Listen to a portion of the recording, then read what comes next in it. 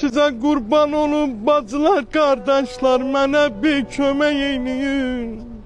Neçə ay qardaş, can qardaş, mənə bir kömək elə, balalarım acdı evdə ölür. Allah bunun əvəzini sənə min eyləsin qardaş. Ay qardaş, can qardaş. Qardaşım, bir dənə Şamaxı mahnısı. Qardaş, mən onu bilmirəm, mən oxuyan deyiləm, başıma dönür. Bir kupleti, bircə kupleti oxu, çəkirəm uşaqlara göndərərəm də. Bilmirəm qardaş, bilmirəm. Özü qoymusan dağın başına, gül kimi səsin var, deyirəm oxu, nə olacaq, oxuyanda bir kuplet.